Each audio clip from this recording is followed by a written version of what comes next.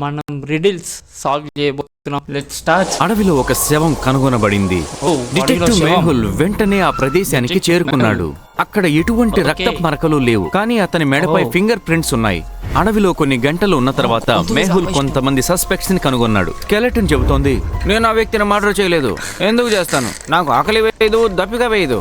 దిష్టి బొమ్మ చెబుతుంది, కాకులను తరివేయడమే నా పని, అంతేగాని నేనెందుకు చంపుతాను. మమ్మీ చెబుతుంది, నేను చాలా సంవత్సరాలుగా పిరమిడ్ లోనే ఉన్నాను, నేనెందుకు చంపుతాను. పిరమిడ్ నా కడుపు చాలా ఫుల్ గా ఉంది, నేనెందుకు చంపుతాను, నేనెవరిని చంపలేదు. అందరి మాటలు విన్న తర్వాత మీరు చెప్పగలరా ఎవరు మర్డర్ చేశారు? మీ జవాబుని కామెంట్స్ లో తెలియజేయండి.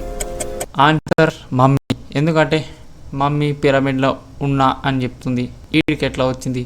ఎందుకంటే ఫారెస్ట్ లో పిరమిడ్ ఉండదు. ఇప్పుడు మనం జవాబుని చూద్దాం. ఆ మనిషి మెడ మీద ఫింగర్ ప్రింట్స్ ఉన్నాయి.